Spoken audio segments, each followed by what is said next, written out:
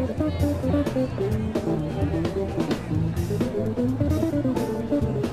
everybody, it's Mike Jeffers, ChicagoJazz.com, and welcome to Talkin' Jazz. We are live at the Chicago Jazz Festival. It is Sunday, the last day of the fest. I am here with Judith Stein. Many of you that are watching this probably know Judith, but for those that don't know Judith, she is like one of the people that love jazz in Chicago that accidentally volunteered years ago, and now she's running festivals, she's creating festivals, she's working with the Hyde Park Jazz Society. Actually, you kind of are running the Hyde Park Jazz Society along with Elle Marie and everybody else. And Charlie Thomas, Charlie the president. Thomas. Yeah. And you're booking music, you're handing out program books, you're handing out flyers. I'm doing everything but getting paid. Welcome to jazz. I'm learning that. So I'm always asking for money, by the way. You are. You're very good about that. I do want to say, though, that we need to touch on a few things, so I'm glad that you could stop by for a few minutes here because this is very important. There's a lot of great stuff coming up. The first thing, and I want to touch on some of the specifics, and then we'll get into the Hyde Park Jazz Society, too, but the Hyde Park Jazz Festival coming up the 29th and 30th of September, right in Hyde Park. It's at 8 or 9 different locations. And no, more than that. Oh, there more than that. Actually 14 stages. Wow. Yeah. Wow, it's grown this although year. a few of our buildings have multiple stages. Right. So we have about 10 or 11 venues. Well, and then you also have the Midway has 2 stages. Midway has 2 stages. We have the Logan Center, and that has roughly 8 or 9 stages in the building. Yeah, that's amazing. Oh, but not 8 or 9. I'm sorry. We have 8 or 9 shows in the building. We're using 3 stages. Right. Yeah. Right. Yeah. So what year is this of the Hyde Park? This is our 12th year. The 12th year. I remember being at the first planning meeting when it was at the University of Chicago, I think, up in the room. That's right. And you guys were talking about putting this together. Oh, Mike, I forgot about that. Yeah. I mean, I remember the meeting. I have no idea who's at that meeting anymore. Well, me. Good, and I was there. Well, good. Then we know. And was Jim Wagner. After whom the Wagner stage is named. That's right. He died after our second festival. Yeah. So. And you've been able to keep this thing going, and it keeps building and building and building. So I mean, right now on those 2 days, there's over 100 musicians performing at the fest on all these various stages and various configurations. And it's all throughout. The cool thing about this, it goes throughout the entire neighborhood of Hyde Park. But then there's 2 main stages on the Midway. Right. So you can go out, you take a trolley, you go hit all these different locations. And, of course, everything's at hydeparkjazzfestival.org. So you can find out where the trolleys are. You can find out where everybody's playing, what's going on. But then on the Midway, they have 2 stages, and they don't run and perform at the same time. Right. So you can go to this one, and then you walk down to this one, and go to this one and this one. And you get lots of steps on your Fitbit. That's right. That's right. That's right. That's true. So why don't we talk a little bit about some of the things that people have to check out at the Hyde Park Jazz Festival this year? Absolutely. Well, we're kicking off the festival with the amazing Isaiah Collier. I think at least everybody on the South Side knows Isaiah. Yeah.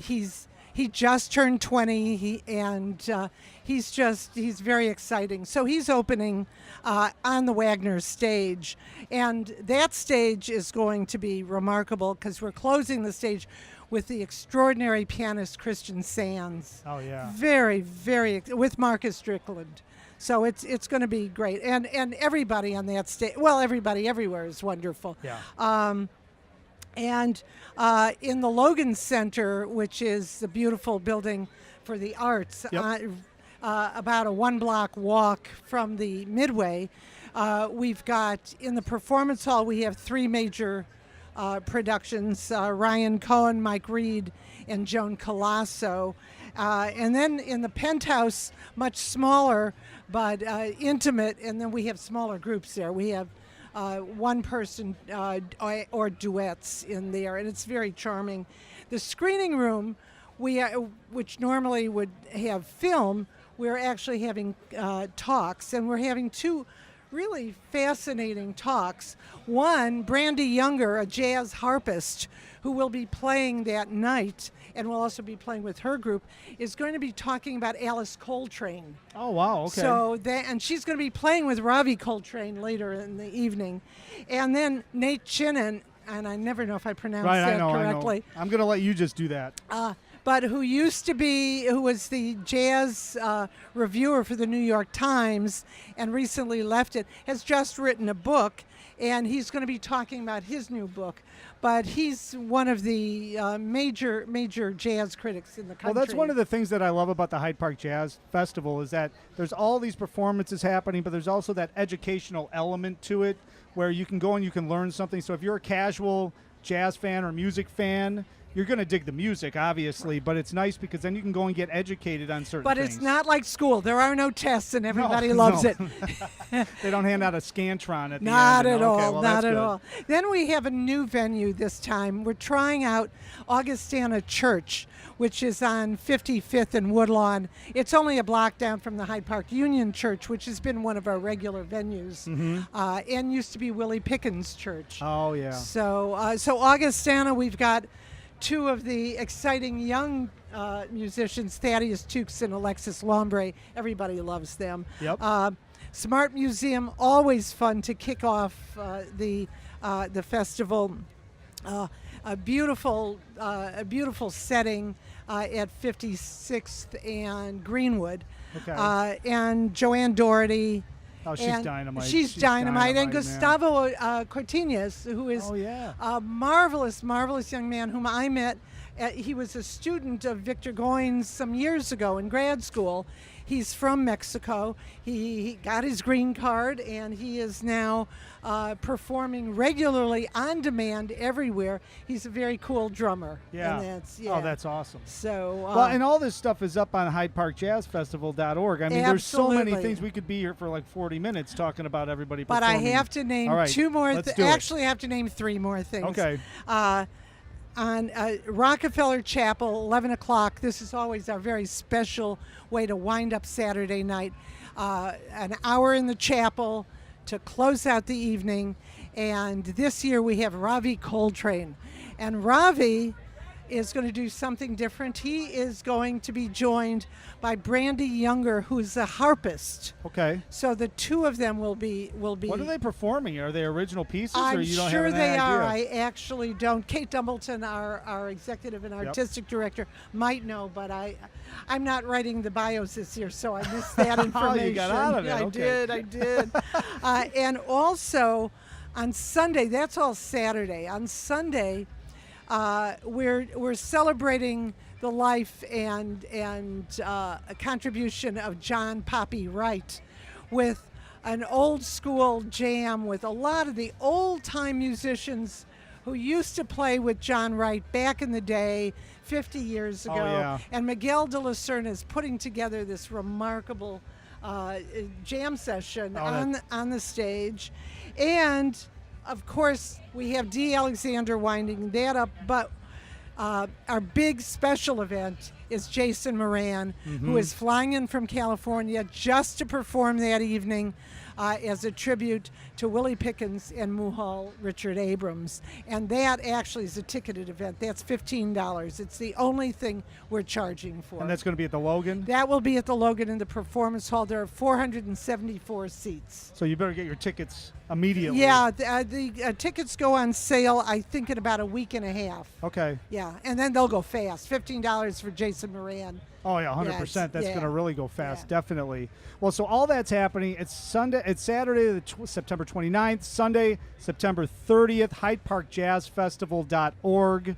Now, that's a lot, but Judith has a lot of other stuff happening. Why don't we talk a little bit about the Hyde Park Jazz Society first before we get into the Logan Center Cafe series.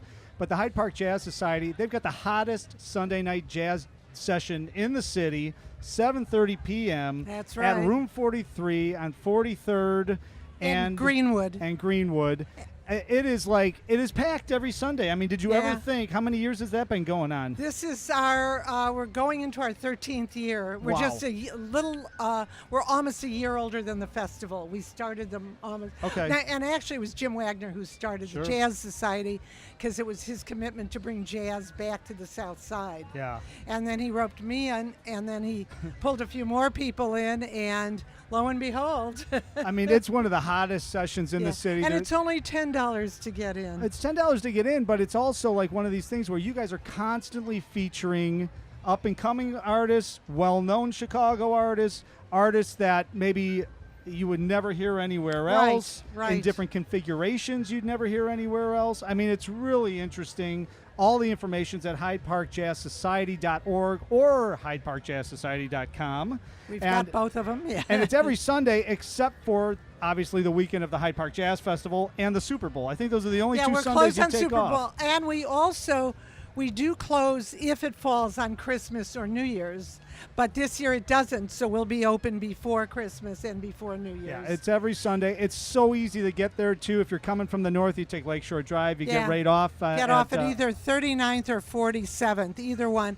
And I have to say this very quietly.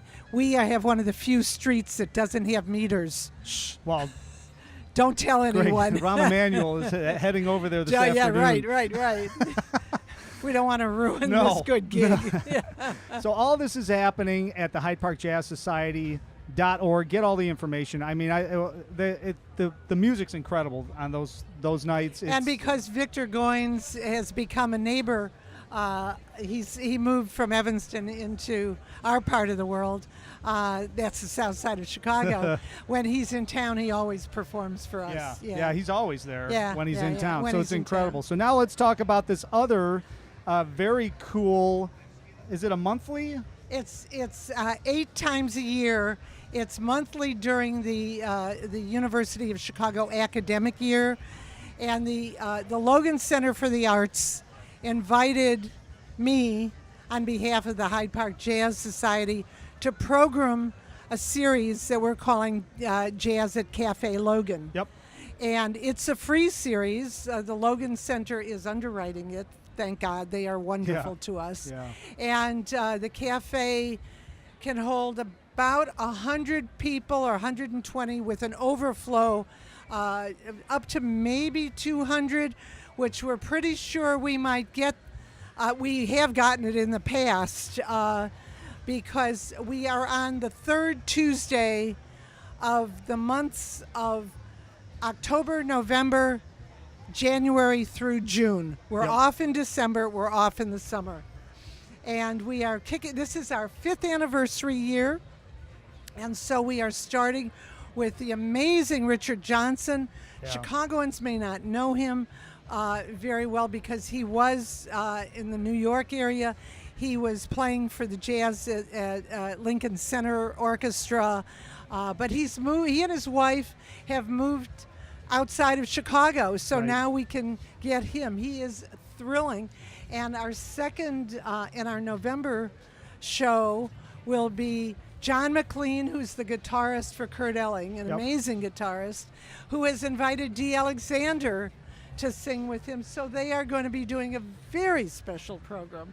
And again, it's free, and free parking in the evening at the parking lot, the surface parking lot to the immediate west of the Logan Center at 915 East 60th and it's so Street. Easy to get there too. So it's easy. It's so just easy simple. parking. Yeah. You park, you walk across the street, you're in there, and That's you see some great music. What time does this start? There are 2 sets. The first one starts at 7:30, ends at 8:30. We take a half-hour break.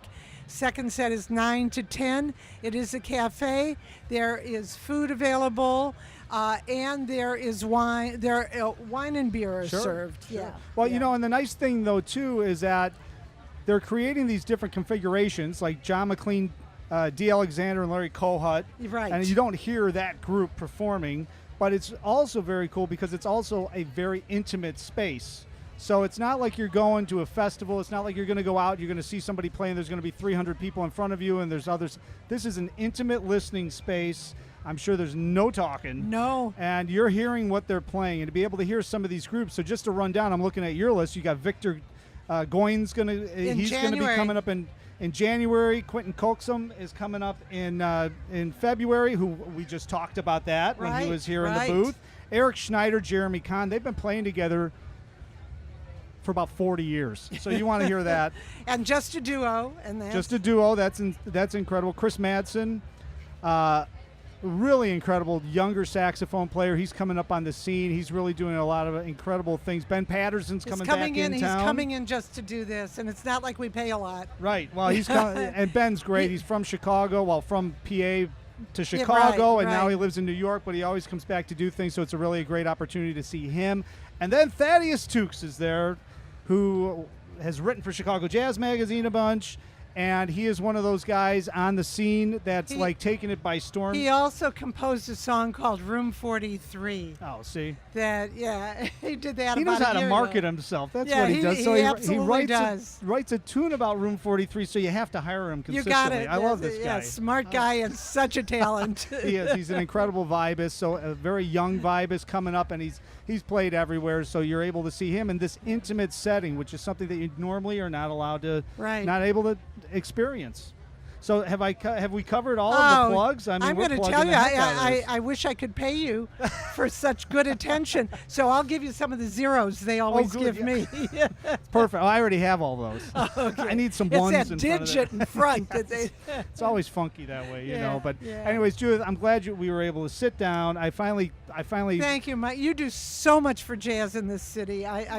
We really appreciate what you do. Well, so do you. You do incredible amounts of stuff too. So together we're keeping it happening. We're keeping it happening. Yeah. All right. So everyone, I really appreciate you watching this episode of Talking Jazz live from the Chicago Jazz Festival. Judith Stein. Hopefully she'll see you down at Room 43 at Cafe Logan, and of course on September 29th and 30th at the Hyde Park Jazz Festival. And as I always say this, hopefully I'll see you at one of those locations, but if I don't, hopefully I will see you somewhere out on the scene.